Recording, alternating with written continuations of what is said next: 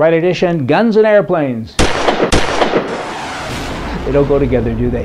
In July only, Dallas-Fort Worth at the airport there, 57 guns have been found in carry-on bags by good guys. These are all licensed gun owners, and they just forget. And that's the defense to each and every one of them. The most recent one was Ted Nugent's wife in the airport in Dallas. And what is she doing? She carries a gun all of the time. Kind of read the signs as you walk in. Come on, Sinead, wake up now. I mean, everywhere it says, check your guns with your baggage. You're not allowed to carry a loaded gun on board with you. And of course, they're all loaded. Otherwise, it'd just be a stick. That's kind of why you carry a gun. More than 1,000 guns have been found so far this year.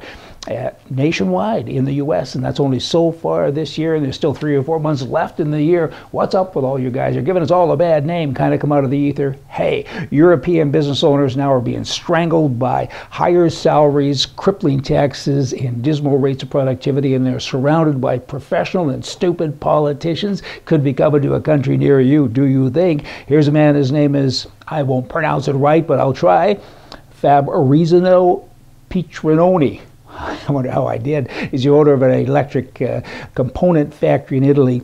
He has 40 employees, and he's just taxed to death. And he did the midnight move one night. He moved everything to Poland. His employees came to work in the morning. It was all gone. The great big warehouse had been there for 3 generations, and it was empty. And he says, my government chased me out of my country because they're left-wing whacks.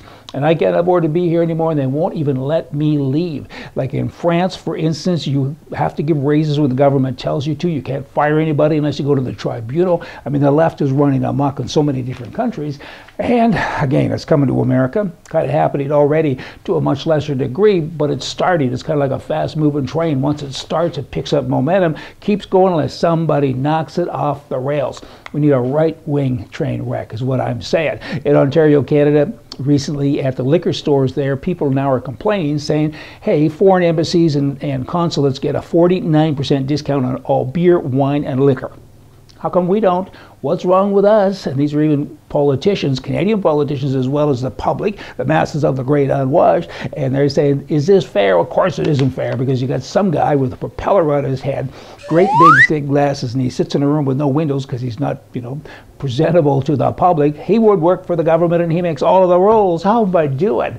Kind of think about the rest of us too. Stupid thief file.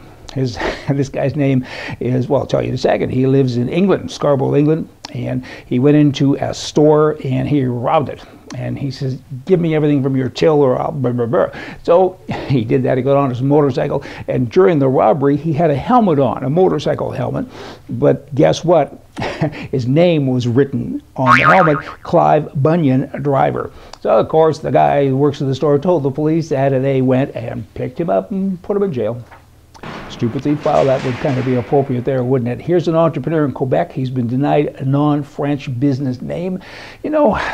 Politicians and politics, everything is amuck these days, but this has been going on for quite a few days. This is in Quebec, Canada, where they say only French can be spoken here, but everywhere else in the world, or in our country rather, where there's primarily English people, there you have to kind of speak both because we're in charge. They're a nuisance. I wish Canada had a leader to go in and say, guys, we're not doing this anymore. You're going to do it my way, the Canadian way. We're going to have one country, one law, one language.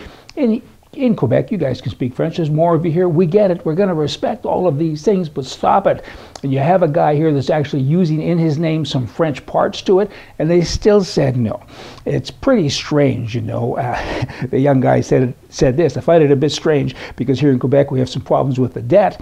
We have problems with the unemployment rate with the teenagers, and I'm a teenager, and I'm trying to create a business. This is my name. I want to make money and help. What's going on? The word socialist and stupid would kind of come to mind. Sacramento, California, the Senate now is moving to pass a bill that will ban lead ammunition. Okay?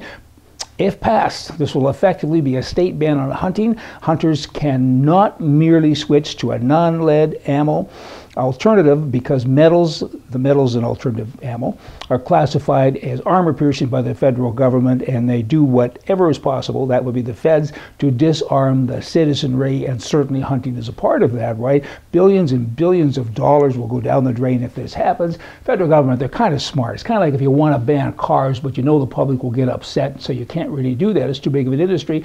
close the gas stations, right? And that's what they're trying to do. It's scary, it's spooky, it ain't very nice. Y'all get a man on that. Let's do something about it. Maybe. People power. Let me end today with this. A man was telling a friend about his new and expensive hearing aid. Nice, he said. What kind is it? Man said, $12.30. Welcome. We're going to have more for you from the right. See ya.